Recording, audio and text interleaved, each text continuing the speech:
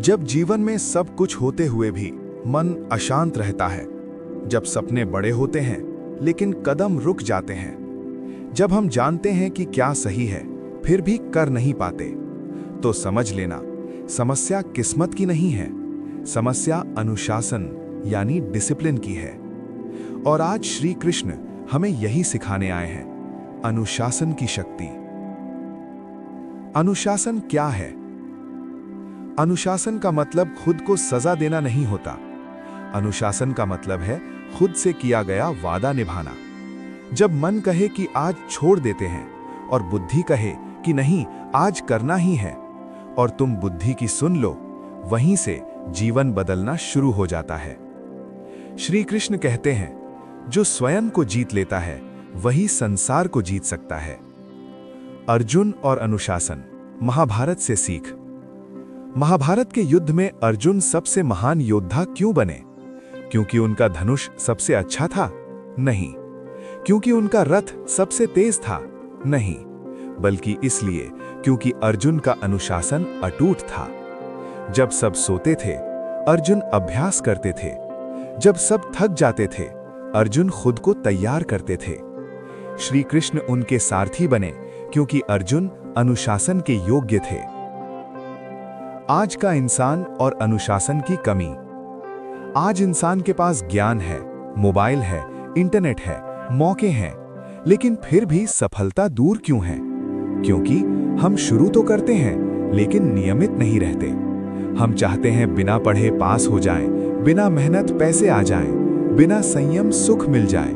लेकिन श्री कृष्ण कहते हैं कि फल की चिंता छोड़ो, कर्म को अनुशासन से करो।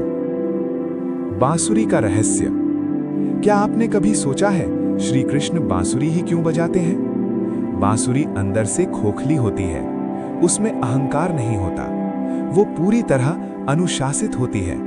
तभी श्री कृष्ण की सांस उसमें संगीत बन पाती है। अगर जीवन में अहंकार, आलस्य और बहाने भरे हों तो ईश्वर भी संगीत नहीं बजा सकते। अनुशासन और आत्मनियंत्रण। अनुशासन का पहला नियम है अपने मन पर नियंत्रण। मन कहे कि कल से शुरू करेंगे, लेकिन अनुशासन कहे आज से। मन कहे थोड़ा और सो लेते हैं, लेकिन अनुशासन कहे उठो, लक्ष्य इंतजार कर रहा है।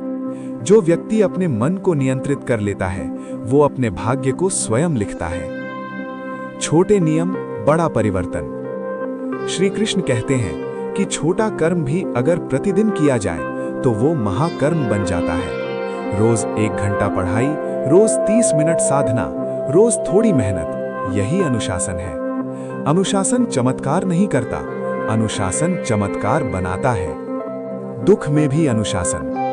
जब जीवन में सब ठीक ना हो तब भी नियम न टूटे। दुख में जो व्यक्ति अनुशासन नहीं छोड़ता वही आगे चलकर सबसे मजबूत बनता है। श्री कृष्ण ने कभी धर्म नहीं छोड़ा, भले ही परिस्थिति कितनी ही कठिन क्यों ना हो।